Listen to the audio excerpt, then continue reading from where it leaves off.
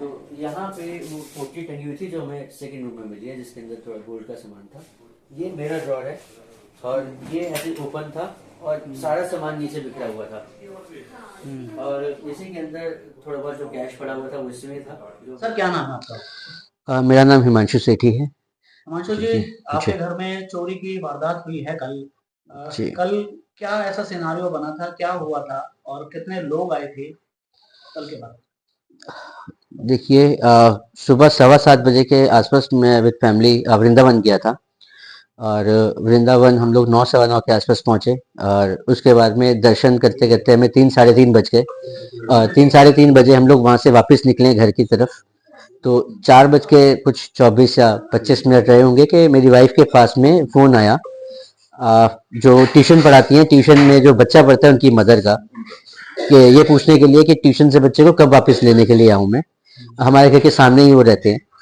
और तो वाइफ ने बताया कि आज तो मैं हूँ ही नहीं घर पे, तो आपने ट्यूशन कैसे छोड़ दिया उनको। तो वो कहते हैं हमने तो टाइमली जो 3 बजे का टाइम होता है मैंने उनको नीचे लिफ्ट में छोड़ दिया था। तो हमने बोला कि ऐसा तो नहीं कि बच्चा कहीं लिफ्ट में ही है, क्योंकि हम तो घर पे हैं ही नहीं और घर पे लॉक लगा हुआ है, तो घर पे कोई भी अवेलेबल नहीं है।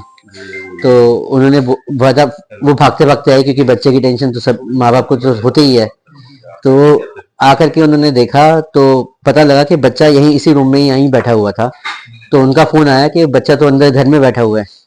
तो हम भी हैरान हुए, क्योंकि हम तो घर को लॉक करके गए थे। तो हमने उनको उनसे आग्रह किया कि वीडियो कॉल पे एक बारी हमें कॉल कीजिए, ताकि हम देख सके कि घर कैसे खुला है कैसे नहीं खुला। तो उनकी वीडियो कॉल आई हमें। तो उन्होंने घर का दिखाया, जैसे मैंने अभी आपको दिखाया, पूरा लॉक मेन गेट का टूटा हुआ है। जो तीन रूम है हमारे, तीनों रूम के जो कबर्ड हैं, कबर्ड के लॉक सब टूटे हुए हैं। जो उसके अंदर आपकी छोटी वाली ड्रॉर होती है वो सब टूटा हुआ है। और जो हमारी एक छोटी सी पोटली थी जिसके अंदर 2-3 आपकी अंगूठियां थी और एक चेन सेट था। तो ये इसकी वो पोटली हमारे दूसरे रूम में पड़ी हुई थी, जबकि वो हमारे हमारे रूम में पड़ी होती है। अच्छा। तो ये हमने वीडियो कॉल पे देख लिया था, तो हमें आभास हो गया था कि भैया घर के अंदर कोई चोरी हुई है। तो हमने उनको उनसे बोला कि आप 6 बजे तक यहीं रुक जाओ, क्योंकि वृंदावन से आने में 2-2.5 घंटे हमको लग ही जाएंगे। तो उस समय पे 4:30 बजे का टाइम था, तो 6 बजे मुझे जीपीएस पे दिखा रहा था वापस घर पहुंचने का टाइम। इतनी देर में मैंने, जो हमारे थर्ड फ्लोर पे रहते हैं जितेंद्र जी, इनको भी फोन कर दिया कि आप एक बार ऊपर जाके देखो। ये मेरे मित्र हैं, उमेश जी।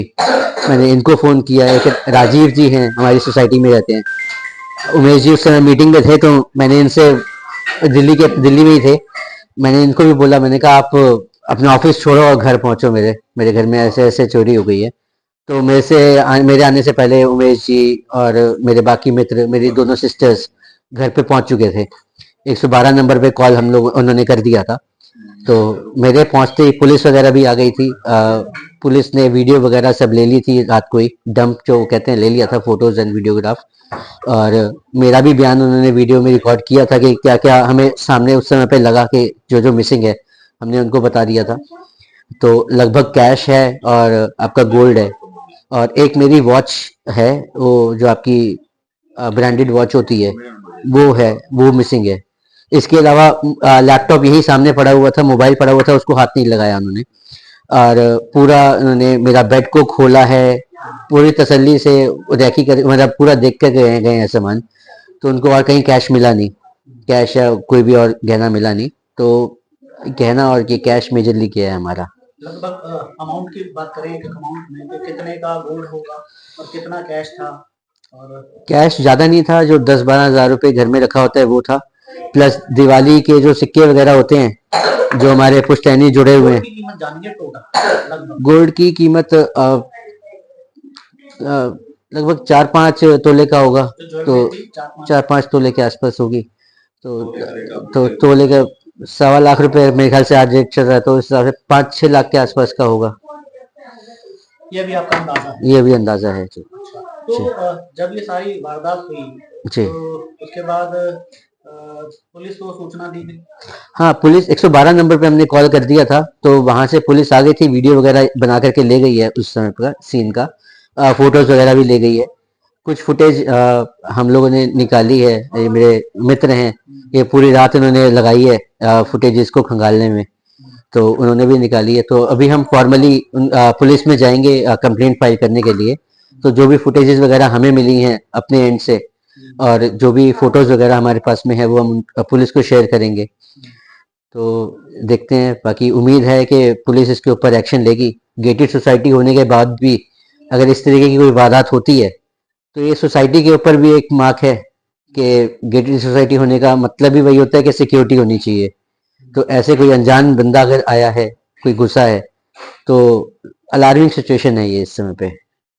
तो साफ साफ आपका आरोप है कि जो सोसाइटी है, सोसाइटी की सिक्योरिटी के ऊपर सवालिया निशान उठता है। देखिए, इसमें मैं कौन होता हूँ सवाल उठाने वाला? आप भी आए हैं तो आपको भी, आपने भी देखा होगा कि आपसे कोई क्वेश्चनिंग नहीं हुई कि आप कहाँ जा रहे हैं, कहाँ नहीं जा रहे। तो प्रत्यक्ष को प्रमाण की जरूरत नहीं है। तो आपसे भी कोई पूछा नहीं गया कि आप कहाँ पे जा रहे हैं, किसी से भी पूछा नहीं जाता। गेट पे कोई एंट्री नहीं है, कुछ नहीं है। तो सिक्योरिटी तो है ही। जी जी। तो क्या लगता है कि मुखबरी करने में या जो चोरों के साथ मिली हो सकती है? देखिए, जिस तरीके से स्पेसिफिकली सामान को उठाया गया है, तो उसको देखते हुए यही पता लगता है कि किसी को अच्छे से पता था कि क्या सामान कहाँ पे पड़ा है।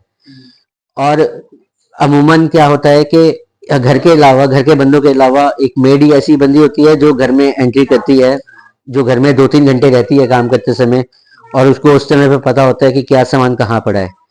दूसरी बड़ी बात यह है कि सिर्फ मेड को ही इंफॉर्मेशन थी कि हम लोगों ने नेक्स्ट डे जाना है। कहाँ जाना है ये तो उनको भी नहीं पता था। अचानक से आपका सरप्राइजली प्लान बना? हाँ, सरप्राइज हमारा प्लान बना था। मेरे father in law, mother in law आए थे, तो हमारा प्रोग्राम बना था कि हम वृंदावन जाएं। तो मेरे ये सबसे नजदीकी दोस्त हैं, इनको भी नहीं पता था, मेरी सिस्टर्स को भी नहीं पता था कि हम लोगों ने कहीं जाना है। रात रात में प्लान बना? रात रात में बिल्कुल प्लान, शाम को प्लान बना। और हमने मेड को बोला, मेड से हमारी बात हुई, रात को वो आती है काम करने के लिए। तो हम जब परसों लोहड़ी देने जा रहे थे अपनी सिस्टर्स को, तो वो रास्ते में मिली मेड। तो हमने उनको बोला कि आप घर में काम कर जाओ, बच्चे हैं घर में। तो उसने बोला कि मैं आज, मेरी तबीयत ठीक नहीं है, मैं आज नहीं आ पाऊंगी। तो हमने उनको यही बोला कि आप कल छुट्टी कर लेना, कल हम नहीं हैं अवेलेबल, तो कल हम आपको छुट्टी दे देंगे, आज आप बर्तन वर्तन कर जाओ। घर में जैसे गेस्ट आते हैं तो बर्तन वगैरह हो ही जाते हैं। तो हमने कहा आज आप बर्तन कर जाओ, आप कल मत आना, कल हम घर पे नहीं है। तो सिर्फ एक मेड ही थी जिसको इन्फॉर्मेशन थी कि हम लोग घर पे नहीं है। तो इस वजह से थोड़ा सा उनके ऊपर भी शक जाता है। पुलिस अगर जब आप शिकायत देंगे तो पुलिस अगर गहनता से जांच करेगी तो लगता है कि कुछ निकल कर आएगा। देखिए, तो पुलिस की कितनी मुस्तैदी से काम करती है तो उनके ऊपर है। हमें तो पूरी उम्मीद है पुलिस के ऊपर। पुलिस हमारी सहायता के लिए है। जिस हिसाब से कल आए थे, तो मतलब कोई खराब रवैया नहीं था पुलिस का। तो मैं ये नहीं बोलूंगा जब तक उनका एक्शन हम लोग नहीं देखते। हाँ, उन्होंने फोटोज एंड वीडियोस कल ले गए थे यहाँ से। जो इसमें सीसीटीवी फुटेज में जो क्लियरली जो नजर आ रहा है, 2 बाइक्स आती हैं। एक जो बाइक है उस पर कोई आगे या पीछे नंबर प्लेट्स नहीं है, और एक बाइक है जिसपे वो सिंगल सवार है जो आगे चल रहे हैं उनके, उस पर वो क्लियरली उसकी नंबर प्लेट विजिबल है, बट ब्लर है। अभी कोशिश कर रहे हैं कि हम उसका नंबर प्लेट मिल जाए। वो 2 बाइक्स आई हैं, वो यहाँ पे रुकी हैं। बंदों ने ऊपर की तरफ डायरेक्शन देखा है कि हाँ घर ये है, वो थोड़ा आगे की तरफ गए हैं। एक बाइक सीधे निकल गई है, वो आगे जाके रुक गई है, थोड़ा सा घर से थोड़ी सी आगे रुकी हुई है बाइक वो। और दूसरी बाइक वहीं से यू टर्न लेके इनके घर की तरफ आई है, वो घर के आगे रुकी है। घर के आगे रुकने के बाद में फिर उन्होंने पार्किंग में अपनी बाइक पार्क करी है। और बाइक पार्क करने के अप्रोक्सीमेटली वो 30 मिनट्स के अप्रोक्सीमेटली वो घर में रहे हैं। बड़े आराम से उन्होंने काम किया है, और 30 मिनट्स के बाद वो यहाँ से एग्जिट हो गए हैं। अच्छा, तो क्या लगता है सोसाइटी में इस तरह से कोई भी बैड एलिमेंट्स घूम रहे हैं, चोर घूम रहे हैं, और सोसाइटी के, क्योंकि लोग नहर पार इसलिए आते हैं कि उनको एक सुरक्षित एनवायरनमेंट मिलेगा और इस तरह की घटनाएं नहीं होंगी, लेकिन यहाँ पर फोर्थ फ्लोर पर भी ऐसी घटनाएं हो रही है। सर, अनएक्सपेक्टेड है चीजें जो हुई हैं। दरअसल ये ऐसा चीजें होनी नहीं चाहिए गेटेड सोसाइटी के अंदर। बशर्ते बात ये भी है सोसाइटी पे, हम ये चीज भी है कि अंडर कंस्ट्रक्शन सोसाइटी है। अच्छा। हाँ, थोड़ा सा कंस्ट्रक्शन भी चल रहा है। अच्छा। तो उसकी वजह से भी कुछ गार्डों की भी लापरवाही है, जिसकी वजह से वो एंट्री वगैरह नहीं करते हैं। एटलीस्ट अगर एंट्री होती तो हमें काफी हेल्पफुल मिलती कि उसका दूसरी वाली बाइक का तो नंबर मिलता कि वो जा कहाँ रहे हैं, किस एड्रेस पे जा रहे हैं। कुछ तो एड्रेस वो मेंशन कराते, कुछ नाम वगैरह देते, मोबाइल नंबर देते, तो उससे काफी हेल्पफुल हो जाता हमारे लिए। तो सीसीटीवी के अंदर मतलब पूरी वारदात दिखाई दे रही है कि वो लोग आए और उन्होंने घर के पार्किंग में ही किया। हाँ, घर के अंदर ही बाइक उन्होंने पार्क की है, और फेस भी विजिबल है, थोड़ा सा ब्लर है बट फेस विजिबल है। सामने जो ड्राइव कर रहे हैं उसने हाफ हेलमेट पहना हुआ है, जिससे उसका पूरा फेस दिखाई दे रहा है जो ड्राइव कर रहे हैं बाइक को। तो उम्मीद है कि सीसीटीवी के आधार पर पकड़े जा सकते हैं। हाँ, उम्मीद तो यही है कि वो शायद पुलिस के लिए इतनी इन्फॉर्मेशन सफिशिएंट होनी चाहिए कि वो इतने पे आराम से कार्रवाई करें, और उम्मीद करते हैं कि हरियाणा पुलिस इस पर कार्रवाई करेगी और जल्द से जल्द आरोपियों को सजा दिलवाने का काम करेगी और हमारा सामान हमें मिल जाएगा। जो इसमें